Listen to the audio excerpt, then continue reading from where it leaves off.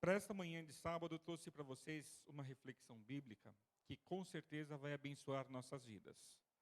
Pode ser que essa mensagem ela não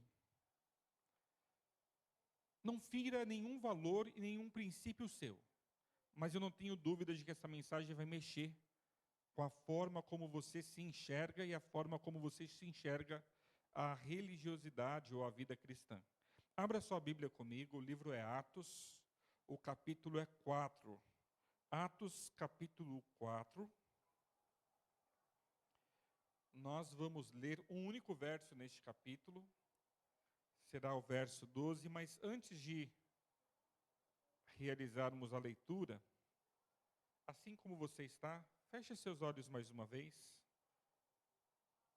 Maravilhoso e eterno Senhor, reconhecemos que nada somos sem Ti e reconhecemos que precisamos deste momento, mais uma vez, da bênção da Tua presença em nossas vidas.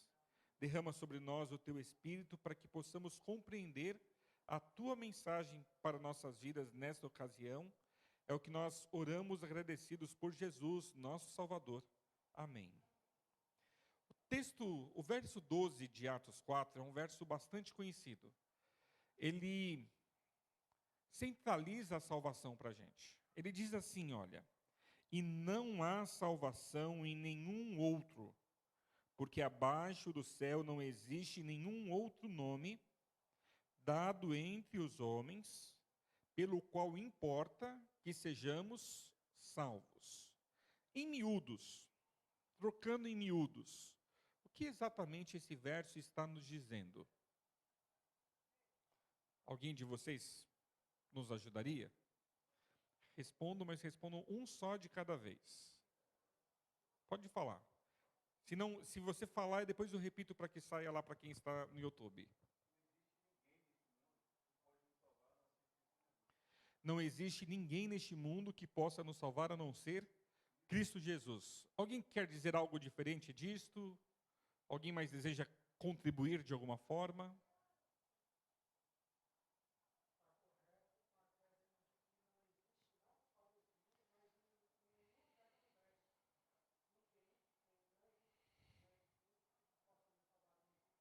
O Joel abriu, ele falou que não existe nenhum lugar do universo, nenhum anjo, ninguém que possa nos salvar a não ser Cristo Jesus. Bolinha. Lembra daquele livrinho, Ele é a Saída? Não há outra saída a não ser Jesus. Mais alguém tem algo para acrescentar sobre a compreensão deste verso?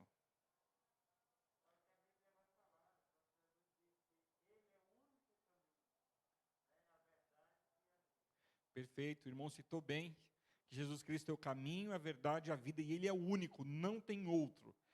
Quando você lê esse verso, tem algum grupo de pessoas que vem à sua mente? Pode dizer, fique à vontade. Esqueça que está sendo filmado, que tem em YouTube. Vamos participar juntos. Quando você lê esse verso que nós acabamos de ler, você pensa em alguém?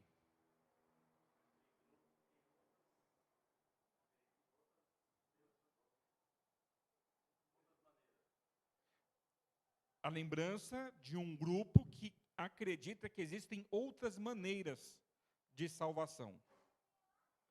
Alguém lembra de algo mais?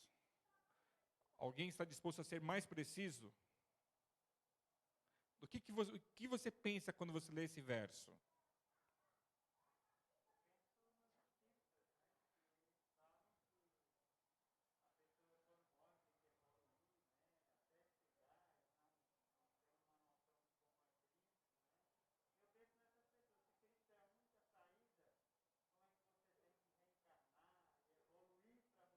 Bem lembrado. Deles eu nem tinha lembrado. Mas olha só, a lembrança do espiritismo. Um espírita acredita que ele precisa estar desenvolvendo o seu ser até que ele chegue num nível de desenvolvimento tamanho que ele esteja apto. E assim acontece a salvação para aqueles que são espíritas. Eu não tinha pensado neles quando eu preparei a mensagem.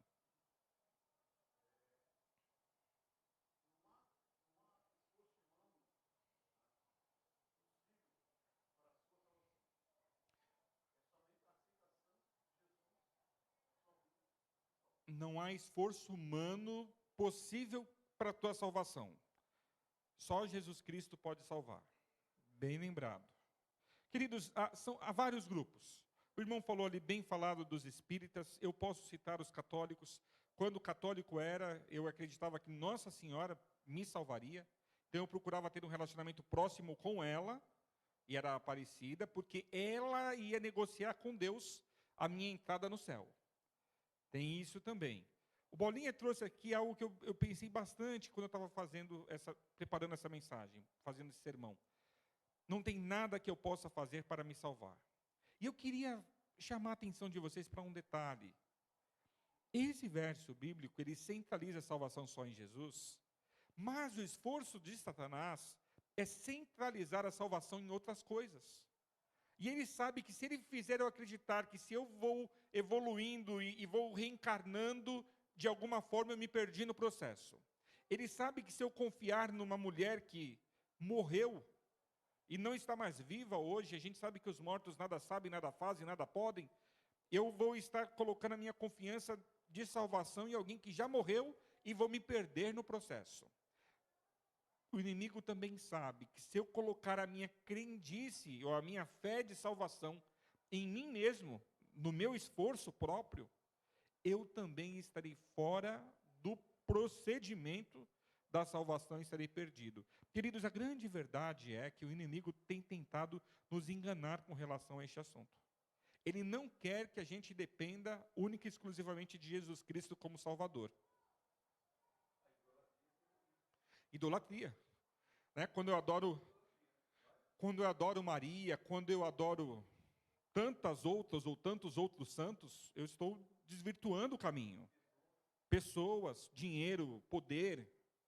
Sabe, queridos, eu estou preparando uma mensagem que eu não quero dar nenhuma palha dela aqui, mas nós, seres humanos, nascemos com um vazio no nosso ser. E o vazio com o qual nós nascemos é exatamente do tamanho de Deus. E nós, seres humanos, estamos todo o tempo tentando preencher esse vazio. E nós tentamos preencher esse vazio com o quê? Com poder, com prazer, com tantas coisas, mas tudo isso é vazio em si mesmo. Vocês percebem essa realidade? É uma realidade muito dura. E nós, humanos, tendemos a nos perder. Algum tempo atrás eu conheci um crente muito crente. Mais crente que o crente melhor que vocês conhecem. Era um rapaz dos seus 22 anos de idade. Ele se intitulava super crente. Ele mesmo dizia, eu sou o super crente. E conversando com ele, eu queria entender porque ele era enteado de uma irmã da igreja adventista onde eu era pastor. E eu queria entendê-lo. E ele dizia assim, olha, vocês guardam sábado, mas nenhum de vocês é crente como eu. E eu falei assim para ele, você guarda o sábado? Ele falou assim, olha, eu tenho guardado desde que eu soube que o sábado é o dia de guarda e está na Bíblia, eu tenho guardado também. Achei interessante, né? E eu tentei conversar com ele para tentar entender aonde nós chegaríamos. E não chegamos a lugar nenhum. Porque em muito pouco tempo ele disse para mim que ele se bastava e só ele seria salvo. Ele acreditava que ninguém mais iria para o céu. Nem os adventistas. Ele era oriundo da igreja Assembleia de Deus. Ele dizia que nenhum assembleiano também iria para o céu. E eu perguntei para ele de forma direta, por que só você vai ser salvo? E aí ele me explicou. Ele falou assim, olha, vocês não estão 24 horas por dia preparados para serem salvos. Eu falei, como assim? Primeiro pela roupa. Você está com roupa de entrar na presença de Deus 24 horas por dia? Eu fiquei olhando aquele rapaz e reparei que ele nunca tirava mesmo terno, paletó, gravata. E eu falei assim para ele, e isso vai te salvar? Sem sombra de dúvidas. Como que eu vou entrar na presença de Deus de bermuda, se ele voltar numa hora que eu estiver de bermuda? Como eu vou entrar na presença de Deus com uma camiseta manga curta, se ele voltar numa hora que eu estiver com uma camiseta manga curta? E aí eu entendi que não adiantava tentar trabalhar com aquele rapaz para ele se tornar adventista, porque ele já estava num nível superior. E aí eu descobri, porque não é madrasta, né? Ele era enteado dessa irmã, ela me contou que ele dormia de terno e gravata. Que o terno e a gravata dele, porque uma família humilde, ele não tinha dois. Então ele não tomava banho para não tirar a roupa. E assim ele passava tempos e tempos e tempos sem tomar banho, e quando ele ia fazer higiene era com um paninho, tudo isso porque ele acreditava que a qualquer momento que Cristo voltasse ele deveria estar. Vocês percebem? Ele não está perdido dentro dele mesmo? Ele está perdido em si mesmo. Queridos, só há um que pode nos salvar, e esse é Cristo Jesus, como vocês bem disseram aqui. E aí você diz assim, mas pastor, que exemplo sórdido, né? Que história absurda. Realmente, uma história absurda. Espero que nenhum de vocês aqui esteja vivendo nada parecido com isso. Porque nada disso nos salva. O único que nos salva é Cristo Jesus. E aí vem uma pergunta. Quando Jesus nasceu, ele nasceu para quê? Abra sua Bíblia comigo, Evangelho de Mateus, capítulo 1, verso 21.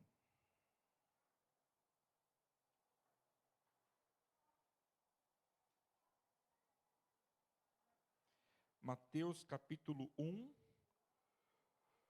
verso 21. Eu gosto muito desse texto, porque esse texto apresenta para a gente qual o propósito da existência, da encarnação de Jesus. Ela dará à luz a um filho, e lhe porás o nome de Jesus, porque ele salvará o seu povo dos seus pecados. É claro isso, não é? O texto que o irmão mencionou ali, Jesus declara, eu sou o caminho, a verdade e a vida. Ninguém vem ao Pai, a não ser por mim. Próximo texto que nós vamos ver, vamos virar algumas páginas da Bíblia, Atos 10, 43. Atos 10, verso 43.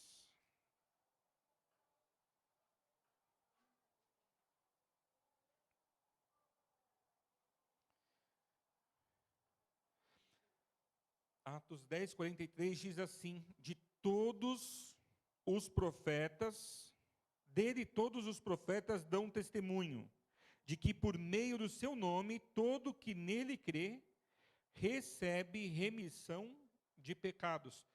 A Bíblia toda declara isso. Desde o Velho Testamento, o Novo Testamento, só há salvação em Jesus. A gente diz assim, pastor, essa mensagem ela é pertinente, mas eu já sabia disso. Agora talvez eu vou falar algo que te surpreenda de alguma forma. Nós já sabíamos disso. Mas às vezes, inconscientemente, nós tentamos nos salvar por nós mesmos. Não sei se faz sentido essa fala minha para você. Às vezes nós estamos tentando ir para o céu, nós estamos tentando ser merecedores, nós estamos tentando ser os queridinhos de Deus. Eu não sei se alguém aqui tem mais de um filho, 2 filhos, de vocês ainda está muito pequenininho, o Bolinha tem 2 filhas, de vocês é um só e está pequenininho também ainda. Mas quem tem 2 filhos sente isso que eu vou mencionar para vocês em casa. Há uma competição interna entre filhos. Eles competem para ver quem é o mais querido, quem que é o mais preferido, quem que é o mais amado. No fundo, a discussão é para saber qual dos dois é o mais amado. E eles ficam fazendo coisas para chamar a sua atenção. Se você, pai, for esperto e conseguir canalizar isso para que os 2 filhos cada vez façam coisas melhores um que o outro, você vai ter 2 filhos excelentes e vai ser bênção. Mas se em algum momento do percurso você errar e fizer com que eles entendam que pelo lado ruim, eles recebem mais atenção, a tua vida vira um inferno. E a gente percebe histórias 1000 por aí. Se um dia o teu filho fizer uma coisa errada e perceber que porque ele fez uma coisa errada, a sua atenção para ele foi quadruplicada, pronto, se prepare. A partir daquele momento ele só vai fazer coisas ruins porque vai chamar atenção. Então ele vai tirar notas ruins, ele vai ter mau comportamento, daqui a pouco ele está envolvido com aqueles que usam drogas, daqui a pouco ele está cometendo pequenos delitos, pequenos assaltos, pequenos sequestros, daqui a pouco ele está preso, você está visitando ele, e isso cria uma situação de dependência, porque esse pai não sabe que está alimentando isso no filho, e esse filho não sabe que está sendo alimentado por esse pai para continuar fazendo isso. A psicologia fala muito sobre isso, mas não é o ponto aqui. A grande questão, queridos, é que nós estamos o tempo todo também tentando chamar a atenção de Deus. E nós tentamos chamar a atenção de Deus de todas as formas e de todas as maneiras. Alguns de nós, por sermos certinhos. outros de nós por sermos erradinhos. E eu quero lembrar a você que não há em você nem em mim absolutamente nada que justifique o amor de Deus por você. Deus decidiu te amar quando você ainda era pecador. Deus decidiu morrer por você quando você ainda era pecador. E não tem como aqui a gente ficar competindo. Mas isso acontece o tempo todo aí fora. Ah, eu sou melhor porque eu sou branco. Logo, os negros são inferiores. Eu sou melhor porque eu sou alto. Logo, os baixos são inferiores. Dizem até que Deus é brasileiro. Logo, eu sou melhor porque Deus é brasileiro e eu também sou brasileiro. Quem não é brasileiro, tem alguns aqui, estão fora. Ah, eu sou melhor porque eu tenho boas notas. Eu sou melhor porque eu sou mais esforçado. Eu sou melhor porque eu trabalho muito.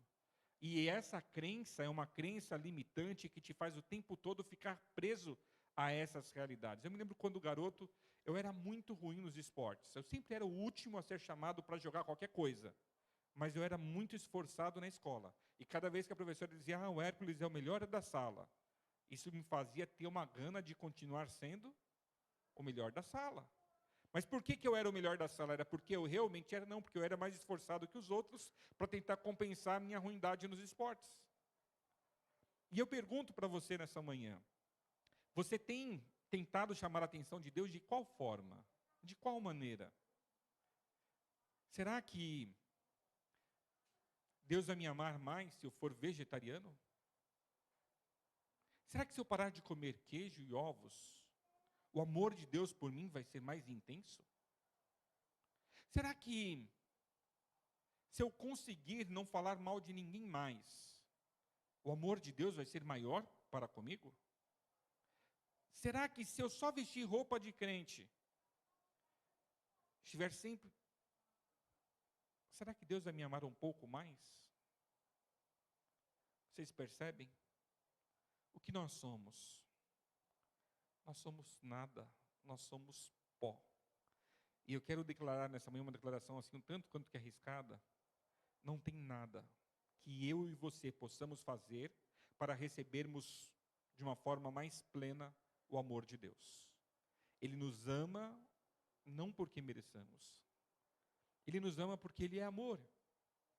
Mas pastor, e quando eu erro? E quando eu minto? E quando eu escorrego e caio? Deus continua da mesma forma. E o único desejo que Deus tem para você quando você erra é que caído no chão você olhe para Ele e aceite a mão estendida dEle para te erguer novamente. E aí é que nós nos perdemos. Porque nós estamos acreditando que nós podemos ser salvos pelo nosso próprio esforço e nós vamos acabar ficando aqui quando Cristo voltar. No céu só terá um tipo de pessoas. Aquelas que foram salvas pela graça de Cristo Jesus. Os outros não subirão. Ah, mas o pastor foi salvo porque ele dava muito estudo bíblico. Coitado. Ah, o pastor foi salvo porque ele só comia comida integral. Coitado. Deus não ama mais quem come só comida integral. Deus ama aqueles que aceitam Jesus Cristo como Senhor e Salvador da sua vida. Então vamos mudar um pouco o discurso. Ah não, o fulano foi salvo porque guardava o sábado. Queridos, a lei não salva o homem. O sábado não tem o poder de me salvar. Nem a mim, nem a você. Eu e você, se formos salvos, o seremos por ter aceitado Cristo Jesus como Senhor e Salvador. Então por que nós guardamos o sábado? Vamos parar com isso? Não. Nós guardamos porque já estamos salvos. É porque já estamos salvos que nós continuamos o nosso processo de santificação. Há 2 textos bíblicos que vão nos ajudar a entender isso, já para a gente ir para a parte final da mensagem. O primeiro deles está em 1 Timóteo capítulo 2. 1 Timóteo capítulo 2.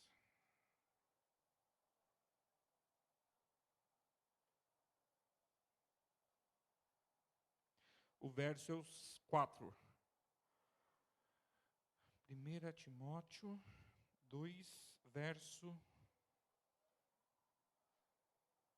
4. Eu vou ler a partir do verso 3, tá bom? Isto é bom e aceitável diante de Deus, nosso Salvador, o qual deseja que todos os homens sejam salvos. Olha que interessante. Qual é o querer de Deus para as nossas vidas? Que todos os homens sejam salvos e cheguem ao pleno conhecimento da verdade. Pleno conhecimento da verdade é o quê? É entender como funciona esse processo de salvação. É graças a um Salvador que nós seremos salvos. Continua.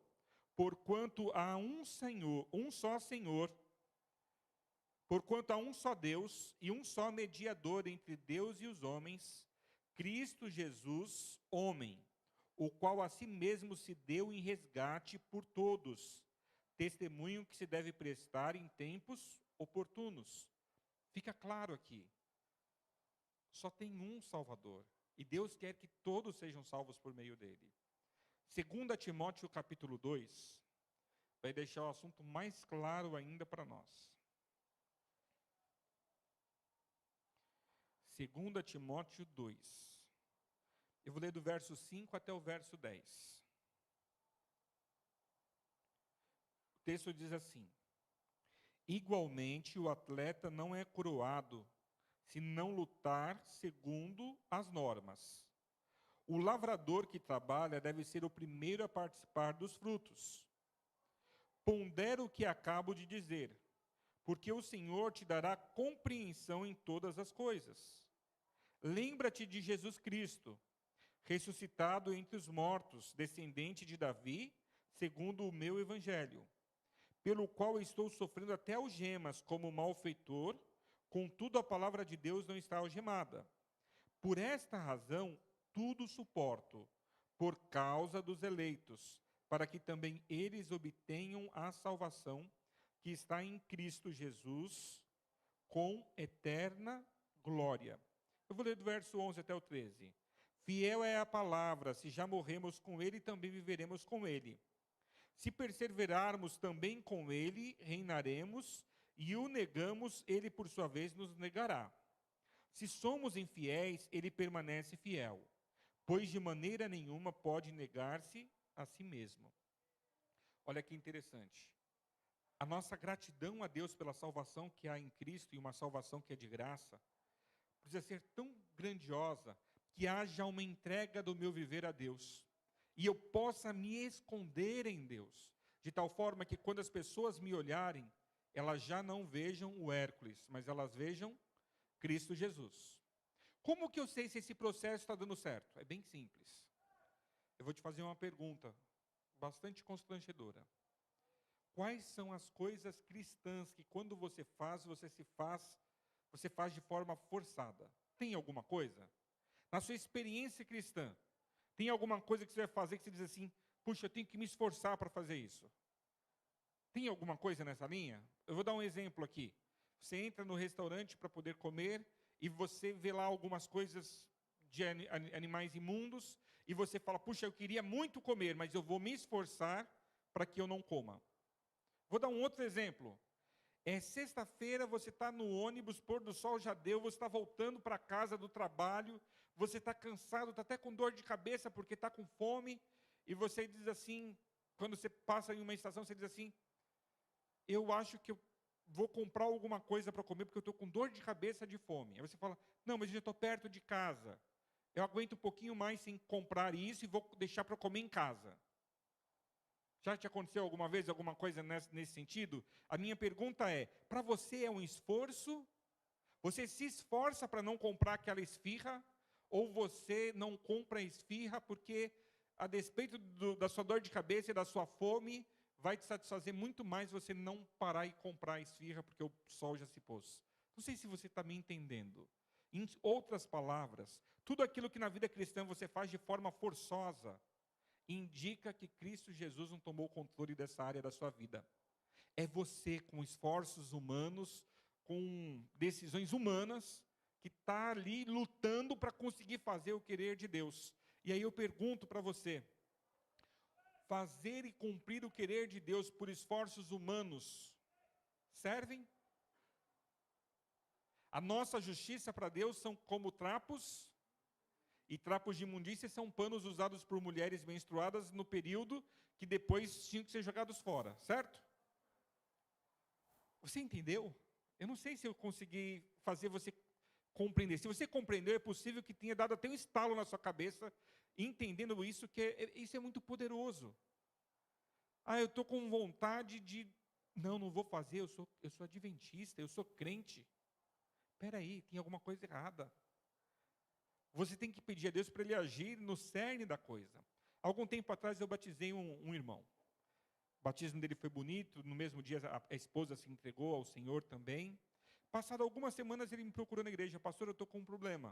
Eu falei: qual o problema? Ele falou: eu estou tendo que andar mais agora para voltar para a casa do trabalho. Eu falei: por quê? Porque eu me batizei. Eu falei: mas não consigo entender porque um crente batizado tem que andar alguma distância a mais para chegar em casa. Ele falou: porque tem um bar no caminho da minha casa. E toda vez que eu passo na porta desse bar, eu olho para dentro, vejo meus amigos tomando cerveja e fico morrendo de vontade de entrar lá e também tomar cerveja. E eu não tenho tomado, já tem algumas semanas do meu batismo, e de lá para cá nunca mais eu parei nesse bar para tomar cerveja. Só restava uma coisa para o pastor fazer. Eu dei um tapa no ombro dele e falei: meu irmão, parabéns, que você continue assim. A conversa podia ter terminado aqui, não podia? Mas eu disse para ele algo que deixou encucado. Eu falei assim: olha, irmão, no dia em que Cristo nascer verdadeiramente no seu coração, você vai poder voltar por esse mesmo caminho, vai ver os seus amigos dentro do bar, vai ver a cerveja no copo, e você não vai sentir o desejo de tomar essa cerveja. Ele falou assim: isso é possível, pastor? Eu falei: sim, você vai experimentar isso um dia.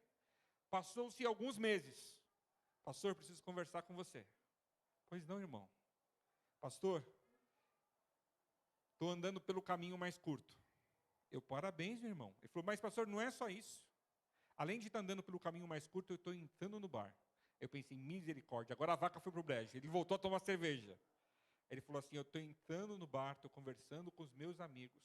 Eu consigo olhar no olho deles, consigo demonstrar o quanto eu os amo, e não tenho mais vontade de tomar cerveja. Ele falou assim: Cristo fez um milagre de verdade na minha vida. E nesta manhã o que eu estou propondo para cada um de vocês é que vocês peçam a Deus um milagre de verdade na vida de vocês. Porque por quanto tempo você aguenta? Quanto tempo você consegue ver a feijoada e dizer: que vontade de comer essa feijoada, mas eu não vou comer porque eu sou adventista do sétimo dia? Quanto tempo você vai aguentar isso?